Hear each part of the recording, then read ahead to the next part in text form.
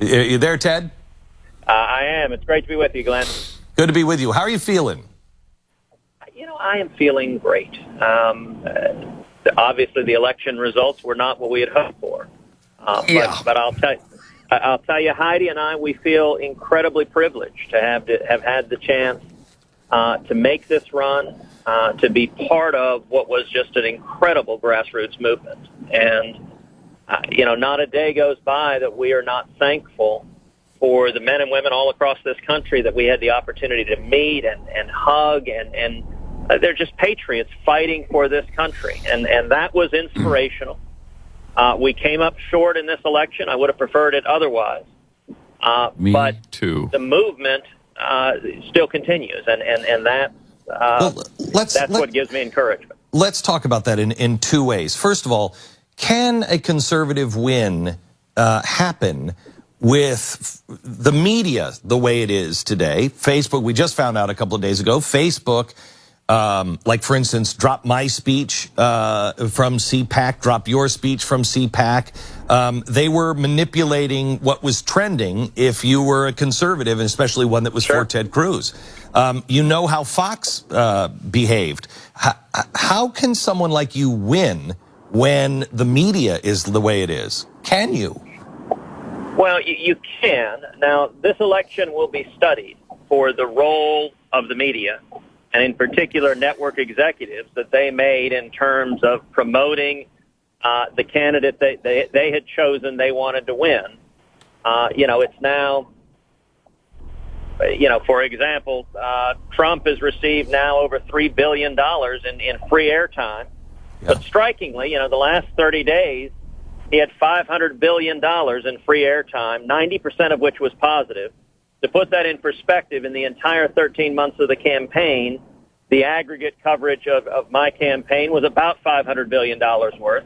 He got that in 30 days, and 90% of his was positive. And that has a dramatic impact on the polls when every network becomes effectively the super PAC for the candidate they want to win the nomination. And we're about to see that same ferocious fury now turned against Donald in an effort to elect Hillary. And there's no doubt we need to think hard about what is the role of a handful of network executives in manipulating and trying to deceive the voters, because I think it's a very dangerous dynamic we have right now. So, Ted, we've got only about 8 minutes. I know you're on a tight schedule and we're on the network schedule. So I want to get some pretty important questions out. There are people now, we are getting hammered by two fronts. One, people saying, you got to convince Ted to run third party. And I keep saying I don't think he would do that. The other is, you've got to support Donald Trump, and we can't do that.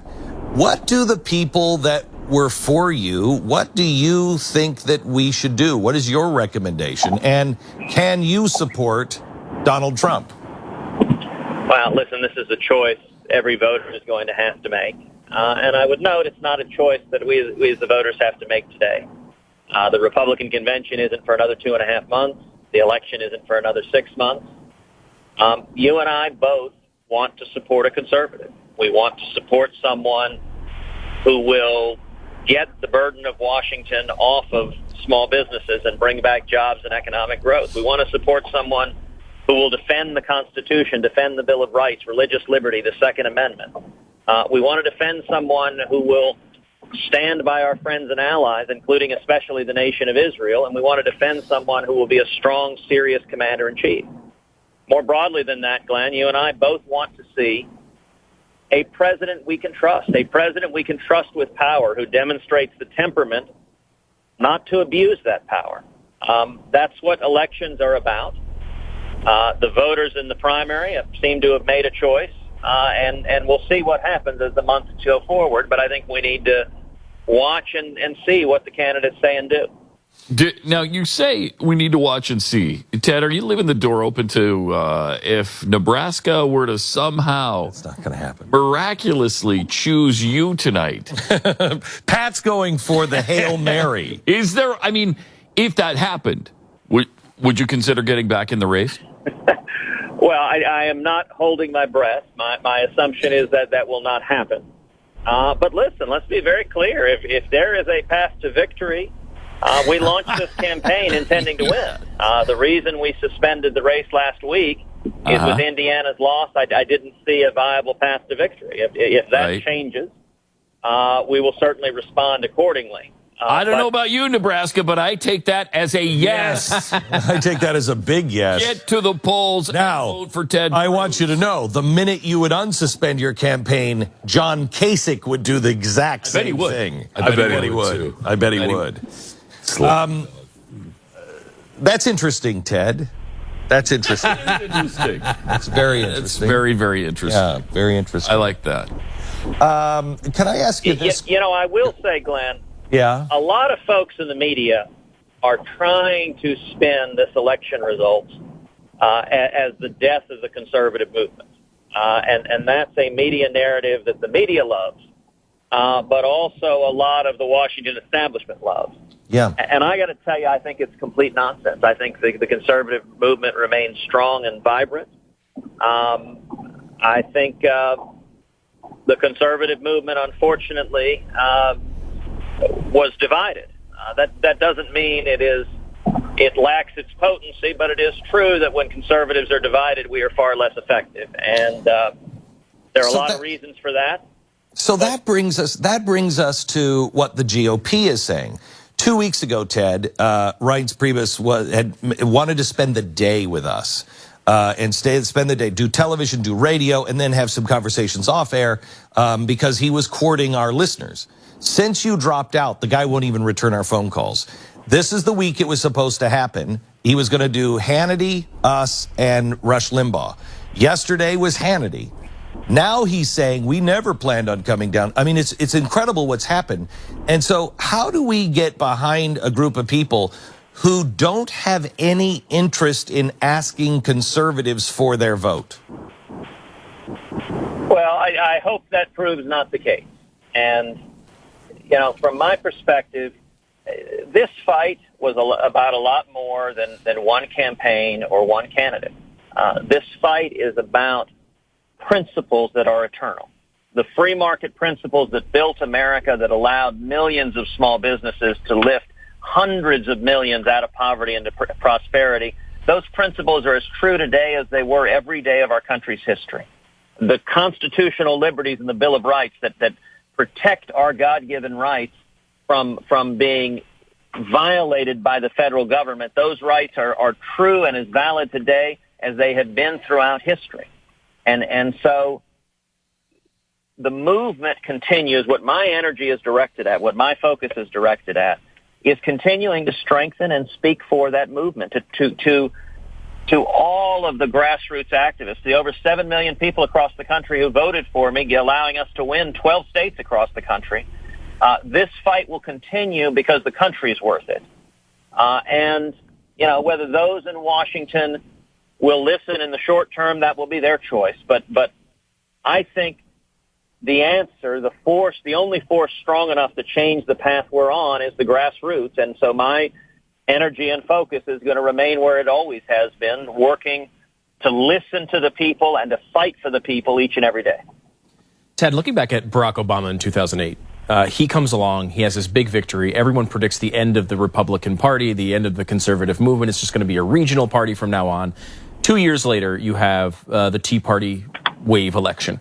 So that's proved wrong. And it wasn't that Americans seemingly turned towards progressivism.